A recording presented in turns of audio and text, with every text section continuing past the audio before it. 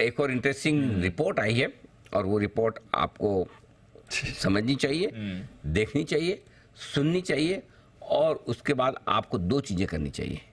पहली तो ये कि बीमार नहीं पड़ना चाहिए, ठीक है, और दूसरा क्या करना चाहिए कि इन्वेस्टमेंट कहाँ और कैसे करना चाहिए। ये है इस रिपोर्ट की खास बात। आप सोचेंगे दोनों में कनेक्शन क्या है कनेक्शन, क्योंकि भारत के अस्पतालों में बिस्तरों की है कमी, बेड्स कम है।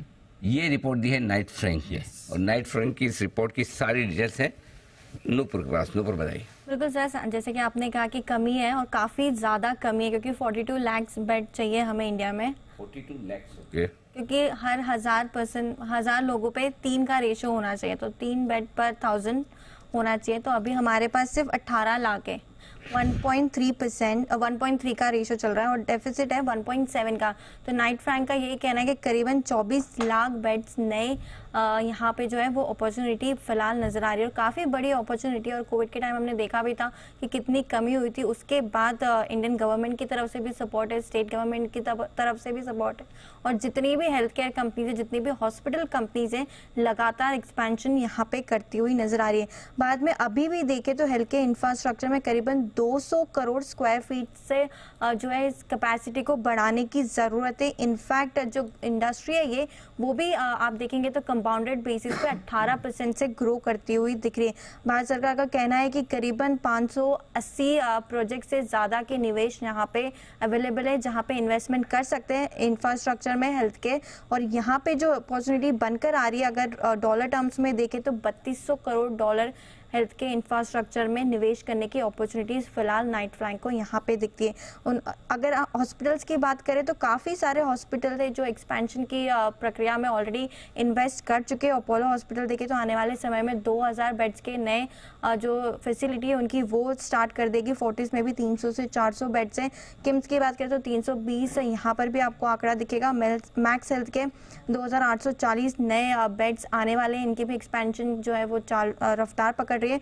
ग्लोबल हेल्थ केयर और साथ ही साथ जुपिटर जो हाल ही में लिस्ट हुई थी, वो भी डोंबिवली में अपना 500 बेड का नया हॉस्पिटल लेके आने वाला है। तो नाइट फ्रैंक का कहना है कि बड़ी अपॉर्चुनिटी है हेल्थ केयर में, रेशो काफ़ी छोटा है, करीबन 18 लाख बेड्स फिलहाल इंडिया के पास है। जो काउंट है वो काफ़ी कम है, और 24 लाख नए बेड्स डालने की ज़रूरत है, तब जाके जो पॉपुलेशन है वो कवर होती हुई दिखेगी।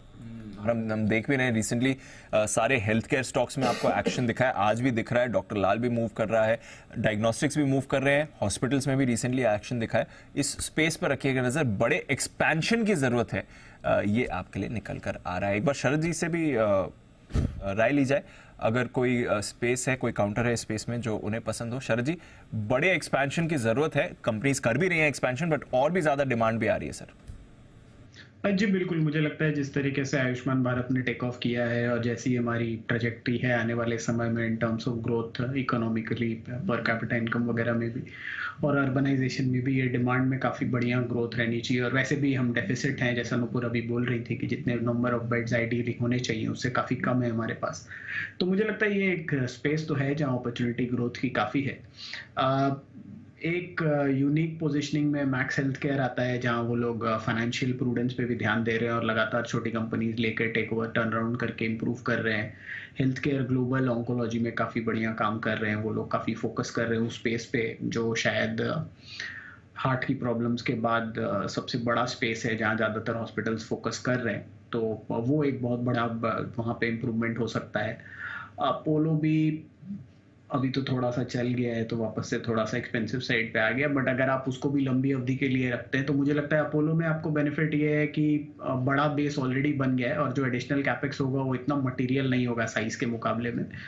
बट चारों पांचों चीज़ों को अगर आप बैलेंस करके देखें तो मुझे लगता है नारायणा शायद one of the best suited investments होना चाहिए। नारायणा और मैक्स हेल्थ केयर, ये दोनों मुझे लगता है बहुत आइडियली प्लेस्ड हैं, क्योंकि मैक्स हेल्थ केयर जिस तरीके से इनऑर्गेनिक ग्रोथ कर रहा है कंटिन्यूअसली और वीकर बैंक हॉस्पिटल्स को लेकर टर्न अराउंड कर रहा है, वो एक काफ़ी यूनिक पोजीशनिंग है।